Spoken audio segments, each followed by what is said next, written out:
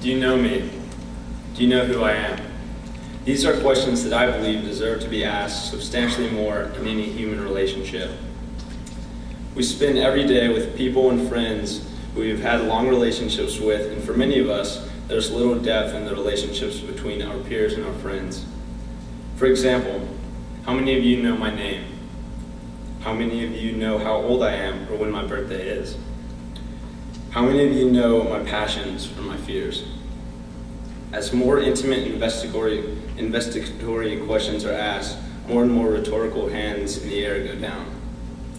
As soon as the deep vaults that hide parts of another's life begin to be revealed, we shy away in fear of what is to be seen.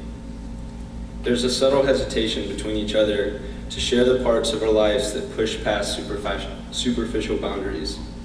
I believe that this is a condition that plagues many friendships and relationships, and I can most definitely be labeled as a perpetrator and one who has aided this superficial mentality. Over the past few years, I've come to realize the importance of intimacy in my relationships with others, and I can't believe that I've spent 12 years at this school and haven't taken advantage of the time to improve and deepen my relationships with many of you. I don't want to go through the rest of my time at Webb floating through hallways, not giving the slightest attention to someone next to me who has a past and a story.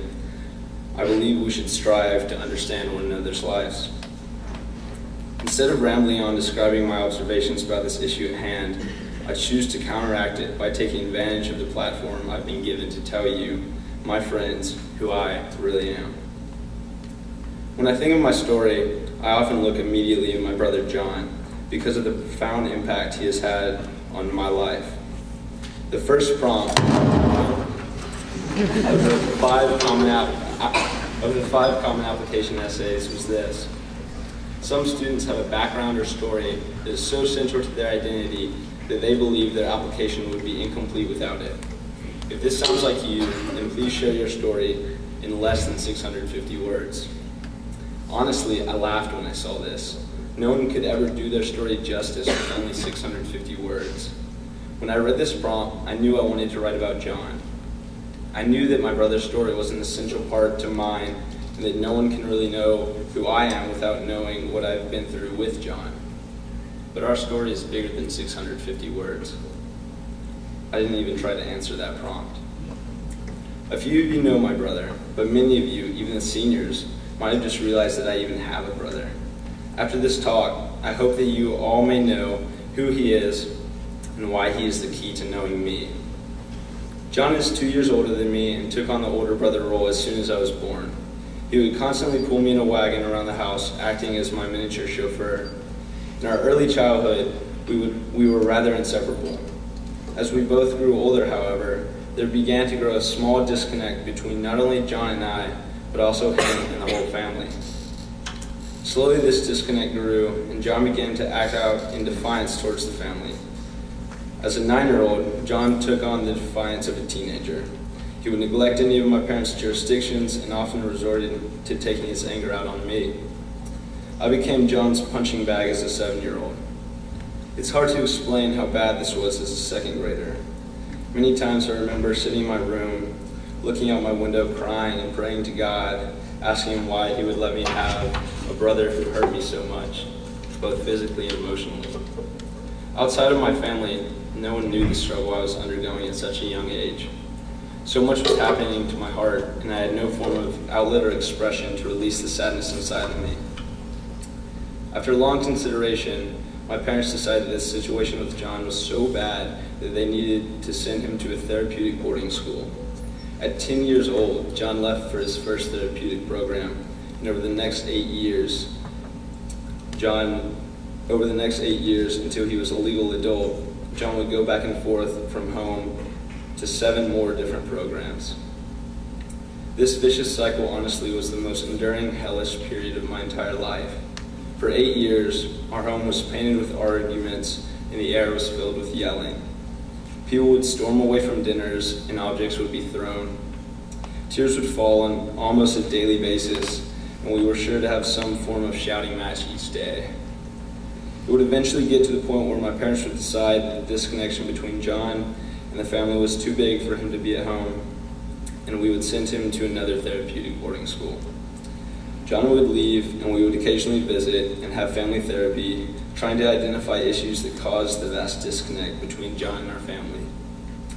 We would usually make zero headway in mending our relationship, but fool ourselves into thinking some form of emotional healing took place. After we thought the scars had healed, John would come back home.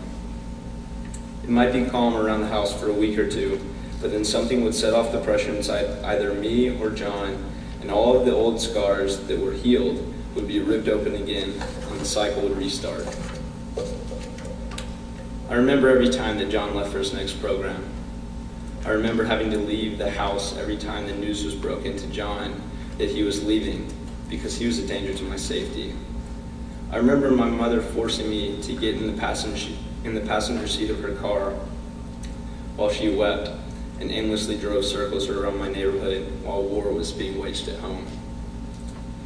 More of my memories flooded with times where John would lash out at me. We would fight one another so often, and sometimes the fight would last the whole day, as long as we were with one another.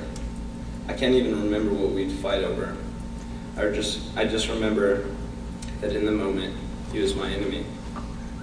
For 8 years this went on. 8 years. As I matured from a child to a young man, I made home in this invisible battleground. I grew up convincing myself that there was no love to be found in my family because I associated my family life entirely with pain.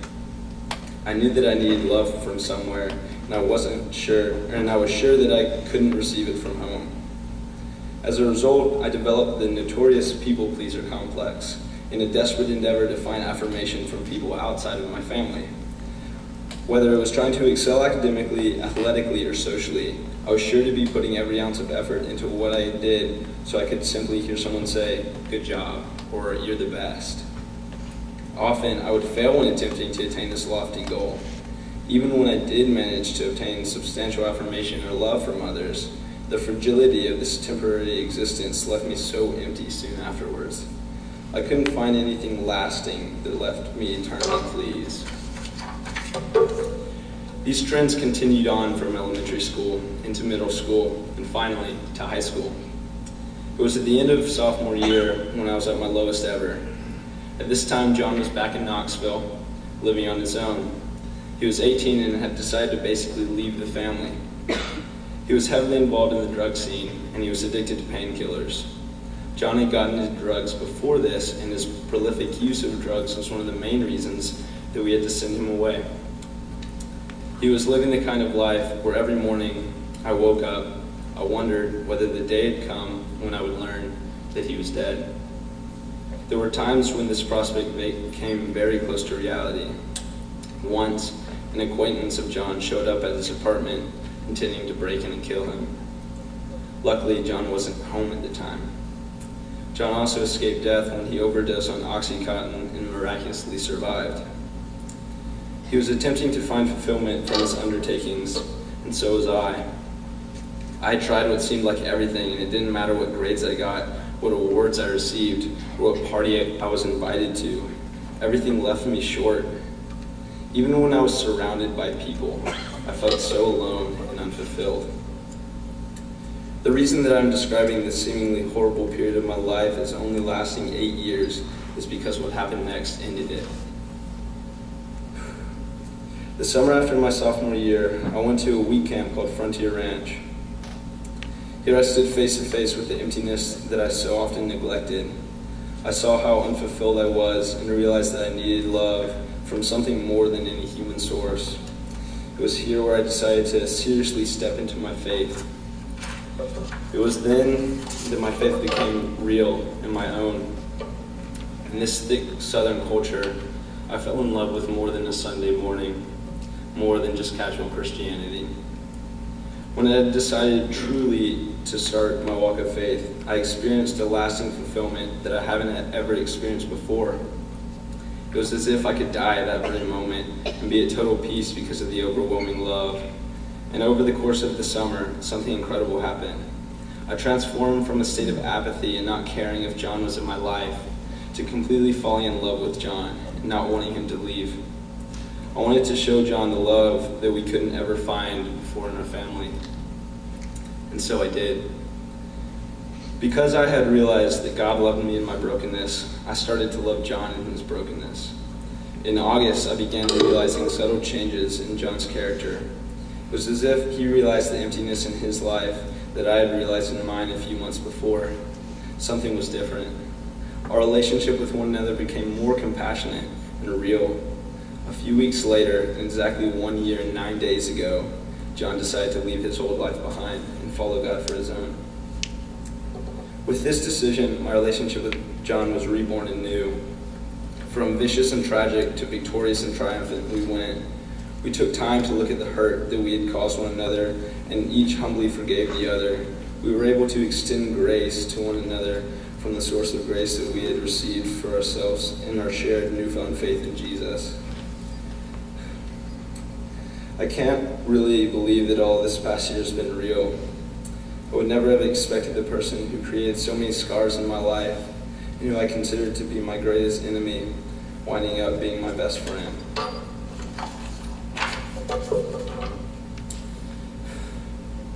And so it has been up to this day. I've grown to love my older brother more and more as we walk forward together in life, and I'm excited to continue walking forward with him until I die. This summer, John was working in California. Over the course of his absence, we exchanged letters. At the end of one letter were the words, "Nathaniel, I love you more than you could ever imagine. Only God could have brought our hearts to each other after all of this. Let me know if you ever need someone to die for you, because I'm your man. I love you, brother." This is who I am. Thank you for listening. Announcements are next.